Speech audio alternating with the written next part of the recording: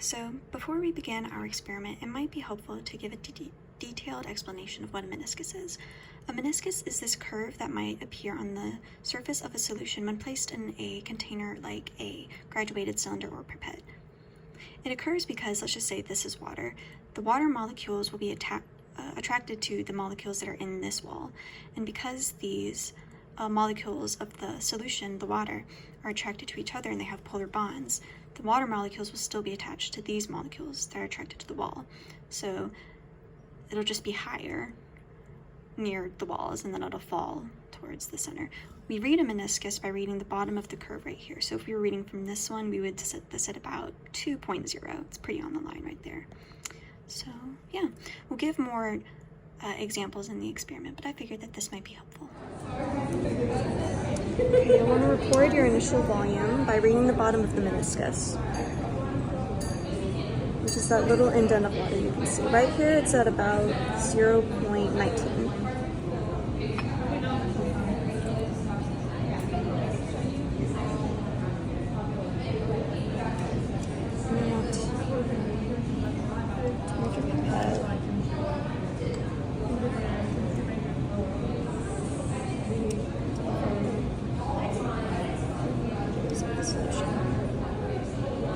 And then you want to read for your final volume, bring it to eye level, and right here it's at about 2.19 milliliters. And then you can transfer that back into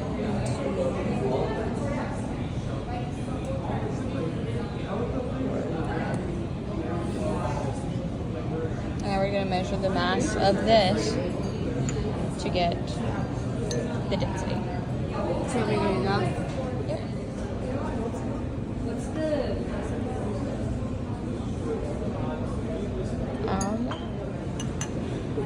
Now we're diluting our sugar solution with distilled water.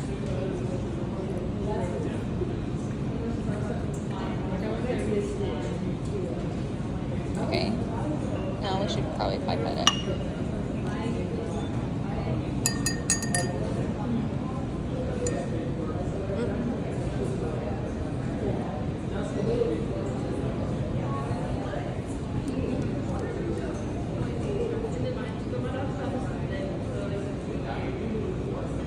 To use this data that we just collected, we need to use the dilution equation.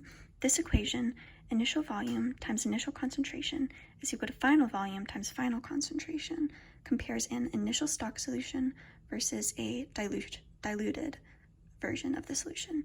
This just means that there's more added solvent to the dilution, but there's the same amount of solute.